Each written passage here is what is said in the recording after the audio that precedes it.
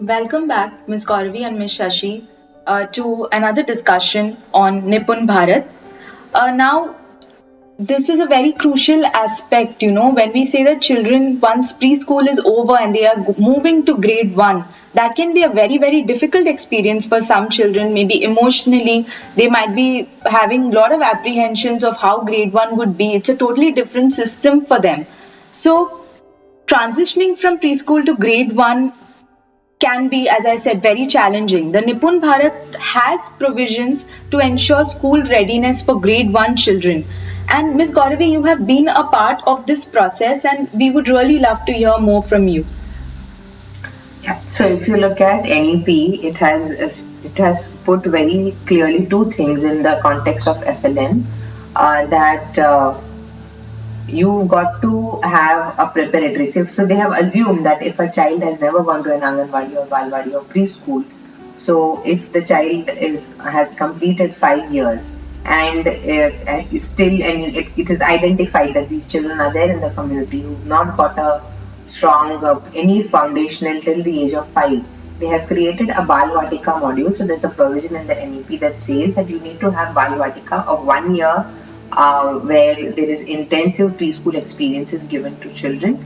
And if you look at the national preschool curriculum, it has three goals. Those three goals and the outcomes of those goals with activities are covered in that 1 year. So that is the Balvatika module that the state and the center is required to work on. And the second is, if the child is not gone to preschool, come to grade 1 directly, because that's also possible that the child is 6 years and come to grade 1. So the first 3 months, the grade 1 teacher needs to do a 3-month preparatory module where she is getting them. It's like a fast tracking of the preschool experiences and the learning outcomes and goals that the children should have achieved anyways. So these are the two modules that we two of the Muktangan faculty work with NCERT to help them to support them into defining these outcomes and outlining it in detail for the Balvatika and the 3 months preparatory module, and also suggested activities that they could do that could be given to the teachers. So we worked on those two. The three goals that the NCERT preschool curriculum has: one is children's well-being and health. That's the goal one. That's very, very important. So we worked on detailing the learning outcomes that are already there in the preschool curriculum, and then giving activities to support those learning outcomes. And then there's a tracking also that's made. So it's like a full package for the teacher. She simply has to have that document, refer to those activities, do it in the way that it is given in the guidelines in the book, and it will be very easy for her to implement it. And how to assess, how to report, all that is also very beautifully given in those two documents. So it's very easy for preschool and standard 1 teacher to do it. Why the standard 1 teacher is involved? Because the grade 1 teacher needs to be sensitive. They are usually trained as D.Ed, B.Ed professionals, where in the past there was very less emphasis on what are the needs of young children. Now I think they're trying to incorporate it, but the new B.Ed format is not completely, B.Ed format is not out there. But there are components that they do. But then this will give her a clear guideline that yes, these are the outcomes that I need to work on. And by the end of 3 months, this is where the child should be, so that the child can then begin with the grade 1 content. So that's how they have ensured transition from preschool to grade 1. I think that's wonderful because at every step of the way, the teacher is actually holding the child's hand and guiding them. Because from preschool to grade 1, again, the environment totally changes. In terms of the subjects, in terms of the course content that children are exposed to, that is very different. So I'm sure it does take a bit of time for the child to get used to their surroundings, to get adjusted to the new system. So I think this module is so holistic and it is so well designed that children and teachers both will find it very easy to adapt to the new environment. And this brings me back to the pandemic, where a lot of children have been deprived of education, been deprived of preschool and early years education, which is so vital for their overall growth. And with the closure of schools, children have been spending more time at home with their parents and their caregivers. Preschool going children have been unable to experience the classroom environment, and it was during this time that people have realized the importance of parental engagement in a child's development.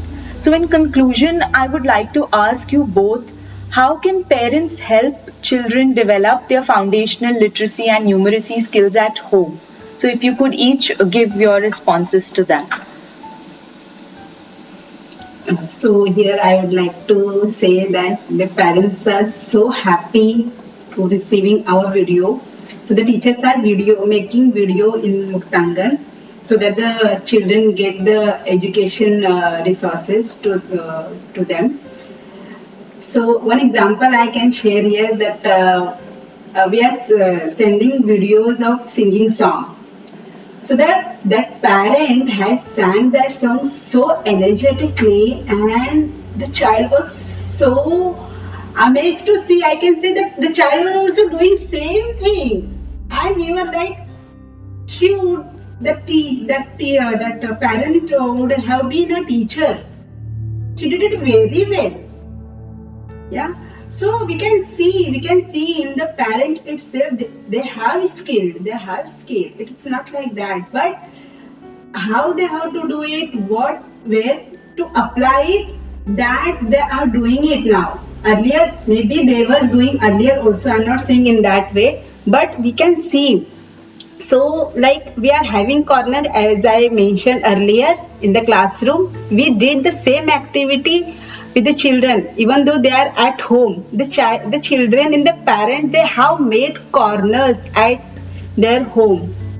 Will you believe? So they have made the labels also, and the parent read that word and child was repeating after that.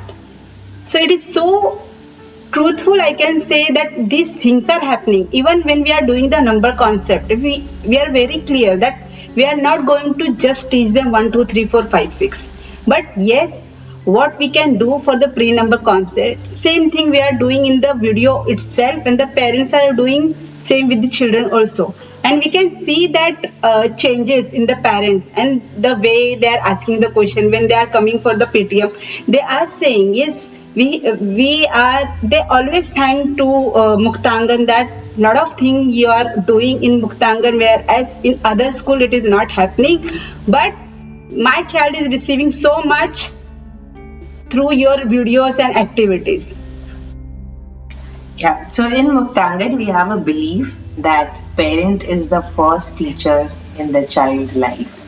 When children come to our preschool, they are 3.5, 4 years. Right from the day that the child was conceived, the child has the influence of the parents and the family. So we can never deny that. So the first people that the child learns is from parents and their family. So they are the first teachers. And when we begin from that premise, and all of our parent engagement strategies, we have a very strong parent engagement where it's like almost regular everyday interaction that we anyways had even pre-pandemic. Why pre-pandemic? Since Muktangan has been, we've been collaborating with parents when it comes to young children's education. That's a given. We cannot do early childhood, a good quality early childhood education if parents are not involved. It's a rule that all ECC practitioners and preschools have to follow. Given that we've already had a very strong bonding with parents, right from them interacting with school, volunteering, coming into the classroom, participating in different activities and events of preschool, doing all the other, helping with other aspects of school. So that already was in place. When pandemic happened, they naturally understood their role. We didn't really have to do a lot of coaxing or getting them to understand, because we already had that rapport with them. So it was very easy to tell them that now the roles have shifted. Yes, as part of our strategy to help you, the government had already said that we can't do online classes, and even we don't believe in getting children to sit in front of screens and teaching them online. Learning for young children has to be hands-on. The interaction has to be face-to-face. That is how they learn best. And when a teacher is already at home, why should we be doing that online teaching and troubling young minds when they can already be engaged with another adult. So that was the strategy when the pandemic came, that yes, the parents would be teachers, but it's not that they have to do it alone. All the guidance came from the teacher of the child. So the teacher would, as a part of to supporting learning at home, we devised a plan that would be appropriate and a set of activities appropriate for children for the week, and then the teachers would send a video around different domains of development, and when the videos went to those parents, they would see it with their children and they would together do the activity. So this is the whole spirit, and this entire change of plan was done through an orientation meeting where it was explained to parents what the teachers would do, what their role is. Even the children understood on one-on-one calls what is to be done. And it didn't end there. Every week, every day, there's a time when the parents can call the teacher and find out whatever clarifications they require. The teacher calls at least 3 to 4 children per day to find out about their well-being, to find out about how the activities are going and how learning is happening. Parents in return send back the photographs and videos of what the children are doing at home. So then that is how the teachers are able to track assessment. In short, everything that the child would have done in the classroom, it now happens at home. Yes, of course, that they miss the classroom because the variety of materials that a Muktangan preschool classroom has is not something that they'll get at home. But the experiences haven't stopped. The parents do their best to give them those experiences. And we are very proud to say that initially, because there was a lot of fear because of the pandemic, the participation was less. So the attendance was around 60 to 70% last year. I mean, the participation of parents and children was much less because they were struggling and going through their own hell given the pandemic, with jobs gone, with the amount of illness that they were experiencing and the negativity that was around. But because we supported them in every step of the way, we found that the participation this year, even though the pandemic and the lockdown is still there to a great extent, this year it has increased to more than 90%.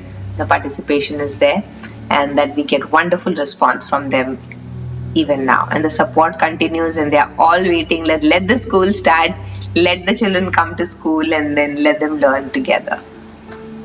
I think you brought out such a vital point that the relationship that we need to cultivate with parents, because parents are a very, very integral component in this process of education for the child. And it's wonderful to see how parents have actually adapted to their own surroundings, and they have tried to offer the similar experiences that the child would have in the classroom. And I think that's great, and I think that really reflects on the strength of the relationship that we have between the parents, the child, and the teacher. And when there is a collaborative learning happening, then it's very you can contextualize it to even the home environment. Thank you so much, Ms. Gauravi and Ms. Shashi, for joining us in what has transpired to be a very, very insightful discussion. We truly hope that these developments will take us closer in ensuring that all children have access to develop their foundational literacy and numeracy skills. Thank you once again for tuning in. Thank you.